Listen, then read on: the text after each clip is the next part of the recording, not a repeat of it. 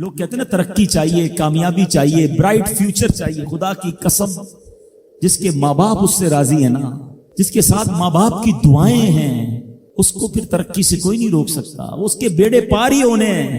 اور ساری دنیا واہ واہ کر رہی، ماں باپ پریشان ہے، وہ برباد ہی ہونا ہے.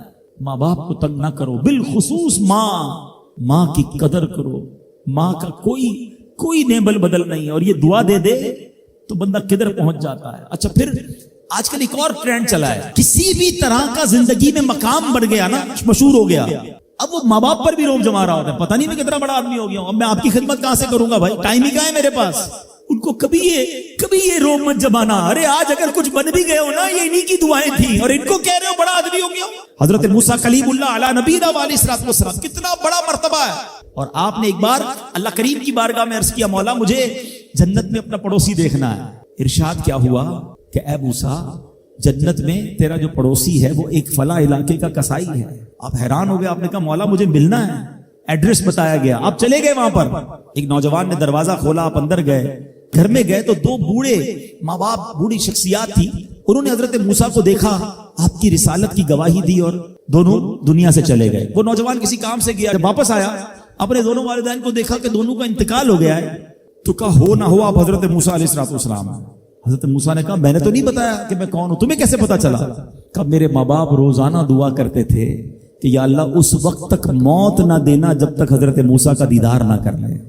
آپ ہمارے گھر آئے ہیں، آپ کو انہوں نے دیکھا ہے، یہ چلے گئے دنیا سے، آپ ہی حضرت موسیٰ ہیں. حضرت موسیٰ نے فرمایا بتاؤ کچھ اور بھی دعا کرتے تھے؟ کہاں میں اپنے بوڑھے ماں باپ کیونکہ چبا نہیں سکتے تھے، روز ان کو دیوالے چبا چبا کر کھلاتا تھا.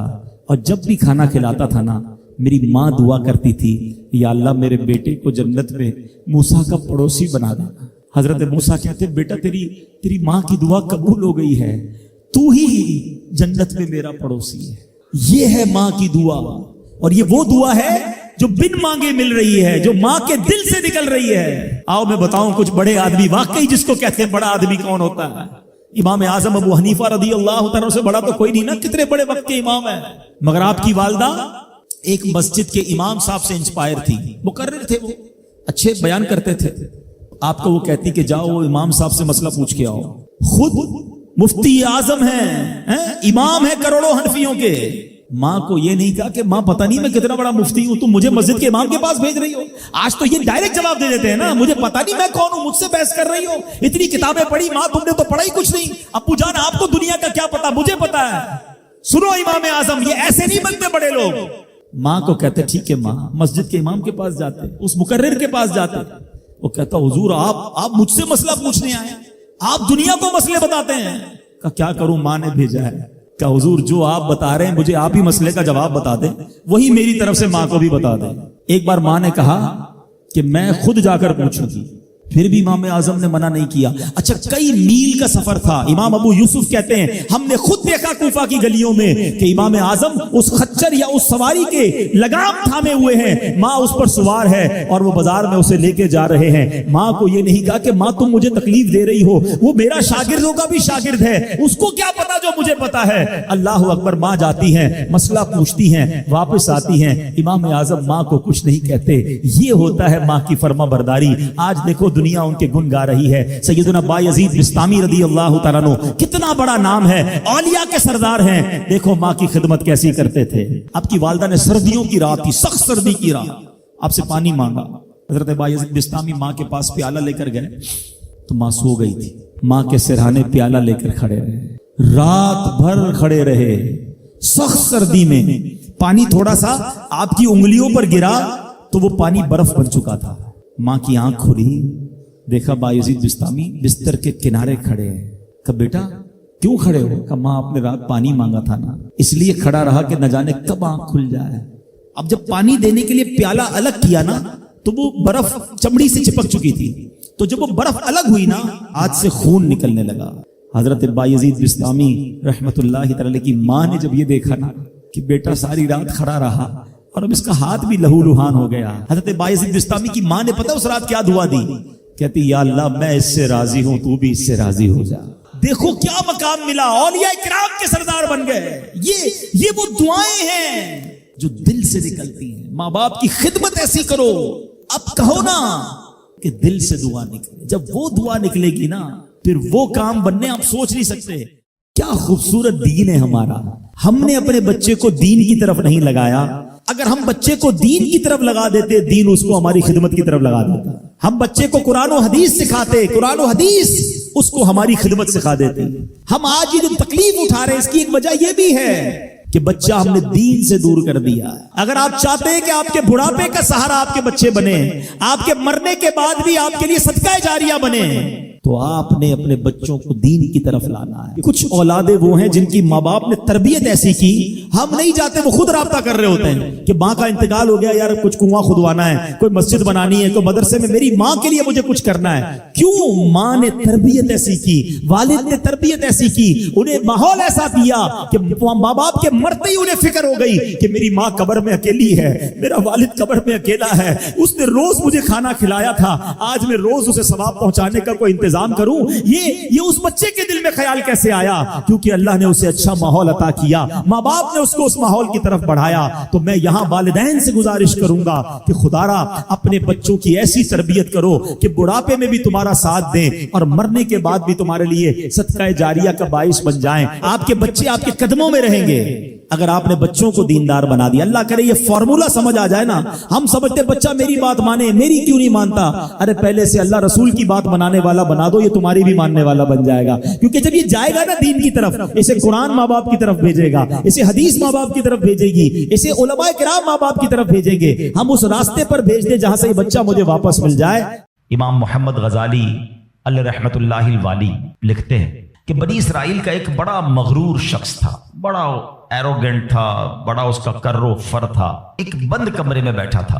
اچانک ایک شخص کمرے میں داخل ہوا اور اس مغرور شخص کی طرف لپکا. تو وہ بڑا تکبر والا آدمی تھا, وہ بڑا غصے میں آ گیا اور کہتا کہ تم ہو کون, میرے کمرے میں آ کیسے گئے, تمہیں آنے کی اجازت کس نے دی, تم جانتے نہیں میں کون ہوں. تو جو اندر آنے والا شخص تھا وہ کہتا ہے مجھے اس گھر کے مالک نے اجازت دی ہے, اور میں وہ ہوں جسے کوئی دربان روک نہیں سکتا, میں وہ ہوں جس کو کسی سے اجازت لینے کی ضرورت پڑتی نہیں ہے, مجھے کسی کا دبدبا ڈرا نہیں سکتا, نہ ہی مجھ سے کوئی مغرور اور سرکش شخص بچ سکتا. اب جیسے ہی یہ باتیں سنی نا تو مغرور شخص جو تھا وہ ڈرنے لگا, وہ کانپنے لگا, وہ گھبرا گیا. وہ کہتا ہے کہ آپ تو ملک الموت معلوم ہوتے ہیں, کیونکہ جس کو کوئی نہیں روک سکتا, جس کو کسی کی اجازت کی ضرورت نہیں ہے, جس کو کسی کا دبدبا کرو فر ریزسٹ نہیں کر سکتا, وہ ملک الموت کے سوا تو کوئی نہیں. لگتا ہے آپ ملک الموت ہیں. تو فرماتے ہاں میں ملک الموت ہوں. اب وہ شخص تو بڑا گناہگار تھا, وہ رونے لگا, چیخنے لگا کہ حضور تھوڑی سی مہلت دے دیں, کچھ نیکیاں کر لوں, توبہ کر لوں, اللہ کو راضی کر لوں, ابھی میری روح قبض نہ کریں. ہائے ہائے, ملک الموت فرماتے تمہاری سانسیں پوری ہو گئی ہیں, اب تمہیں کوئی ٹائم نہیں ملے گا. اگر تم نے, وہ پوچھتا ہے حضور مجھے کہاں لے جایا جائے گا مرنے کے بعد. فرمایا اس مقام پر جہاں تو نے اعمال بھیجے ہیں, اس گھر کی طرف جو تو نے تیار کیا ہے. وہ شخص کہے گا حضور میں نے تو کوئی گھر تیار نہیں کیا, کوئی نیکی آگے نہیں بھیجی. ملک الموت فرماتے ہیں پھر تمہیں بھڑکتی آگ کی طرف لے جایا جائے گا, جہاں تمہارے گوشت پوشت وہ آگ نوچ لے گی. یہ کہہ کر ملک الموت نے اس شخص کی روح کو قبض کیا. اس کے پورے گھر میں کوہرام مچ گیا, گھر والے رونے لگے. اے میرے پیارے اسلامی بھائیوں, یہ واقعہ ہم سب کو کیا سکھا رہا ہے کہ جب موت آنی ہے نا, جب وہ وقت آ جانا ہے تو پھر ایک منٹ بھی آگے پیچھے نہیں ہو سکے گا, کوئی اس کو ڈیلے نہیں کر سکے گا, بلکہ جس حالت میں ہوں گے نا اسی حالت میں روح قبض کر لی جائے گی. ہماری موت کا وقت لکھا ہے, مقام بھی لکھا ہے, یہ چینج نہیں ہو سکتا. اگر موت سمندر میں لکھی ہے تو $2.5 لاکھ دے کر بھی بندہ وہاں پہنچتا ہے جہاں موت لکھی ہے. اگر موت کشتی سے ڈوب کر ہونا لکھی ہے تو 22 لاکھ دے کر بھی سینکڑوں لوگ ہمارے وطن سے جاتے ہیں اور ان کی موت یورپ کے سمندر میں جا کر ہو جاتی ہے. اللہ پاک جو بھی ان میں مسلمان ہیں سب کی مغفرت فرما. مگر میں نے اور آپ نے اس سے عبرت کیا لی کہ بندہ وہاں پہنچے گا جہاں اس کی موت لکھی ہوئی ہے. ایک بار حضرت سلیمان علیہ نبینا علیہ الصلوۃ والسلام کی بارگاہ میں ایک شخص بیٹھا تھا. آپ کی بارگاہ میں ملک الموت آئے اور اس شخص کو ذرا گھور کے دیکھنے لگے، واپس چلے گئے۔ وہ شخص کہتا حضور یہ کون تھے جو آئے تھے اور مجھے گھور کے دیکھ رہے تھے؟ فرمایا یہ ملک الموت تھے۔ کہتا حضور لگتا ہے میری روح قبض کرنے والے ہیں، آپ مہربانی کریں، آپ کی تو ہوا پر حکومت ہے، آپ ہوا کو حکم دیں کہ ہوا مجھے اڑائے اور مجھے ہندوستان لے جائے۔ حضرت سلیمان بیت المقدس کے علاقے میں رہتے تھے نا، آپ نے حکم فرمایا، ہوا نے اس بندے کو اٹھایا اور ہندوستان پہنچا دیا۔ کچھ دنوں کے بعد پھر ملک الموت آیا حضرت سلیمان علیہ السلام کی بارگاہ میں۔ آپ نے فرمایا تم میرے ساتھی کو کیوں گھور رہے تھے جب آئے تھے تو؟ کہ میں حیران تھا کہ میرے پاس یہ لکھا ہوا تھا اللہ کی طرف سے کہ تھوڑی دیر بعد مجھے اس کی روح ہند میں قبض کرنی ہے، اور وہ آپ کے پاس بیٹھا ہوا تھا۔ اللہ اکبر۔ حضرت سلیمان نے کہا میں نے ہی تو حکم دیا، اور ہوا نے اسے ہند پہنچایا، اور جب وہ ہند پہنچا تو پرٹیکولر ٹائم پر اسی مقام پر اس کی روح کو قبض کر لیا گیا۔ ہائے ہائے ہائے، یہ ہے میری اور آپ کی حقیقت۔ دوڑتے رہتے ہیں، بھاگتے رہتے ہیں، پلاننگ ہے کہ ختم نہیں ہو رہی، فکریں ہیں کہ ختم نہیں ہو رہی، ہر وقت بیٹھے ہیں اگلا پلان کیا ہے، 5 سال کا، 10 سال کا، ایک دکان ہے تو 2 دکانیں، ایک گھر ہے تو 2 گھر، بڑا گھر، ہوادار گھر ہے، نوکری ہے تو کاروبار کرنا ہے، ملک سے باہر جا کر جناب پیسے کمانے، یہی سوچ ہے بس۔ اس پورے شیڈول میں موت کہاں ہے؟ اس پوری تیاری میں موت کہاں ہے؟ ایک دن ہوگا کہ اچانک اچک لیے جائیں گے۔ سیٹھ جی کو فکر تھی ایک ایک کے 10 کیجئے، موت آ پہنچی کہ حضرت جان واپس کیجئے۔ اور آپ کو پتہ ہے جس عالم میں اور آپ ہوں گے، بڑی میں اہم بات کرنے جا رہا ہوں، یہ آپ نے دیکھا نا کہ حضرت سلیمان نے حکم فرمایا تو ہند پہنچا، کوئی کشتی میں تھا اس کی موت وہاں تھی، کوئی سمندر پانی کے اندر ہزاروں فیٹ نیچے جانا تو اس کی موت وہاں لکھی تھی۔ اس کا مطلب تو یہ ہوا کہ میں کہیں بھی کسی بھی مقام پر مر سکتا ہوں، میری موت پتہ نہیں کہاں لکھی ہے۔ اب ذرا غور کیجئے، ہم سب پتہ ہے کیا چاہتے ہیں کہ موت کے وقت ہم سجدے میں ہوں، چاہتے ہیں نا اللہ کرے اللہ کے گھر میں موت آئے، کلمہ پاک پڑھتے ہوئے موت آئے، تلاوت قرآن کرتے ہوئے موت آئے، نبی پاک پر درود پڑھتے ہوئے موت آئے، اللہ ایسا کرم کر دے کہ مدینہ منورہ میں موت آئے، گنبد خضرا کے سامنے موت آئے۔ یہی تصورات ہے نا، ایک مسلمان چاہتا یہی ہے کہ یار موت آئے تو کسی اچھے عالم میں ہو، کسی بڑی خوبصورت باوضو نیکی کرتے کرتے دنیا سے جاؤں، تمنا تو سب کی یہ ہے۔ اچھا مجھے ایک بات کا جواب دیں، یہ کیسے ممکن ہے کہ کوئی بندہ صبح سے شام تک نماز نہ پڑھے اور کہے موت سجدے میں آئے، صبح سے شام تک مسجد میں نہ آئے اور تمنا یہ کر رہا ہے کہ مسجد میں موت آئے، باوضو رہتا ہی نہیں ہے تو کیسے امید رکھ رہا ہے کہ باوضو موت آئے، قرآن کھول کر پڑھتا ہی نہیں ہے تو کیسے امید کر رہا ہے کہ تلاوت کرتے کرتے موت آئے؟ جو صبح و شام گالیاں دیکھتا ہے کیا اس کو ڈر نہیں لگتا کہ گالی دیتے دیتے موت آ سکتی ہے؟ جو شراب پیتا ہے اس کو ڈر نہیں لگتا کہ شراب کے نشے میں موت آ سکتی ہے؟ جو بدکاری کرتا ہے اس کو ڈر نہیں لگتا کہ بے حیائی اور بدکاری کرتے ہوئے موت آ سکتی ہے؟ جو تاش کھیلتا ہے، جوا کھیلتا ہے، اس کو ڈر نہیں لگتا کہ مرتے اسی وقت میں تاش کھیل رہا ہوں گا اور مجھے موت آ گئی، تو میں نشہ کر رہا ہوں مجھے موت آ گئی، میں بے حیا اور بدکاری کہ بری بری باتیں ٹیلی فون پر ساری رات کر رہا ہوں، اس وقت موت آ گئی۔ ملک الموت کو منع نہیں کر سکو گے کہ میں غلط کام کر رہا ہوں، ٹائم دے میں توبہ کر لوں، نہیں۔ جو سجدے میں ہوگا وہ سجدے میں اٹھایا جائے گا، جو درود پڑھتے پڑھتے جائے گا وہ درود پڑھتے پڑھتے اٹھایا جائے گا۔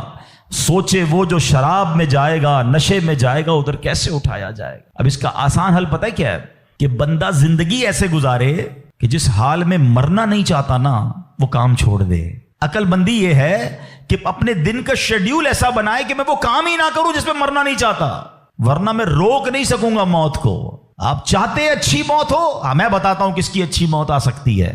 جو ماشاءاللہ 5 ٹائم پابندی سے نماز پڑھتا ہے، جو روزانہ تلاوت قرآن کرتا ہے، جو بار بار تسبیح نکال کر تسبیح بھی پڑھتا ہے، درود بھی پڑھتا ہے، جو دکان پر بھی جاتا ہے تو نماز کا ٹائم ہو تو نماز کے لیے کھڑا ہو جاتا ہے، جو حلال روزی کماتا ہے، جو گناہوں سے اپنے آپ کو بچاتا ہے، ارے اس کی تو 24 گھنٹے میں کبھی بھی موت آنی ہے۔ سبحان اللہ، وہ رات کو سوتا ہے تو باوضو سوتا ہے، اس نیت سے سوتا ہے کہ فجر میں اٹھنا ہے، رات کو بھی جائے گا تو انشاءاللہ شہید کا مرتبہ پائے گا، دن میں کسی وقت موت آئے گی تو کوئی اچھا ہی کام کر رہا ہوگا نا۔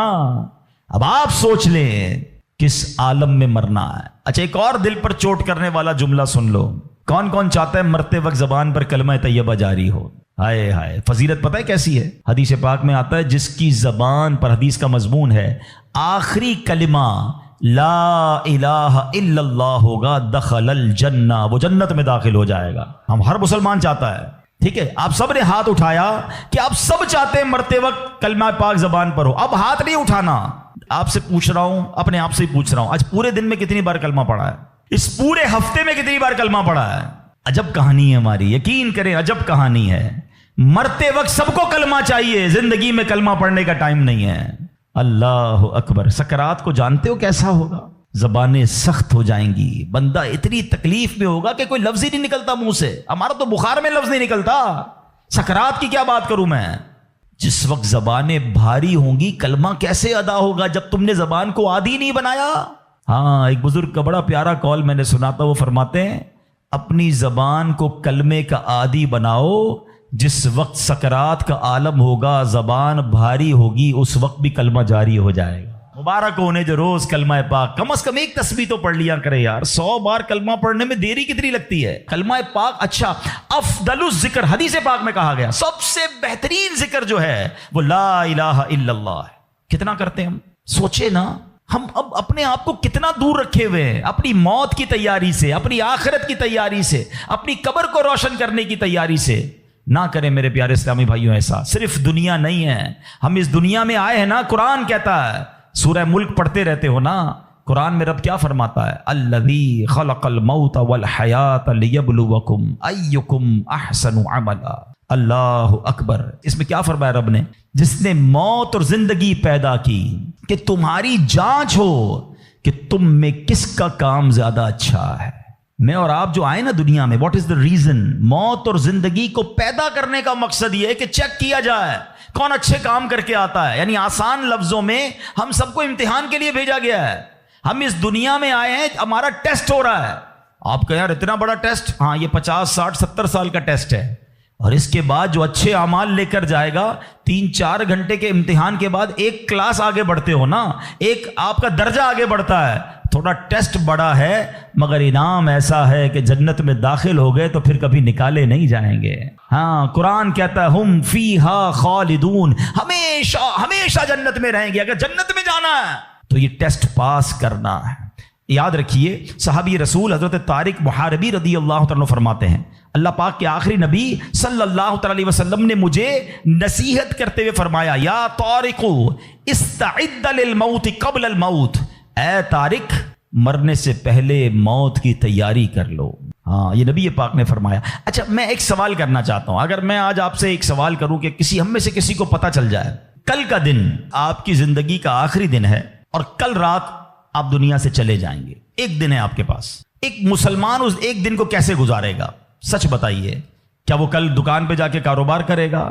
کیا وہ کل جا کے پیسے ڈبل کرنے کی کوشش کرے گا؟ کیا وہ کل جا کے فرنیچر مارکیٹ میں فرنیچر بنوائے گا؟ یا کل جا کے معاذ اللہ دوستوں کے ساتھ فلم دیکھنے گیا چاہے گا چلو یار آخری دن ہے ذرا موج مزے کر لوں؟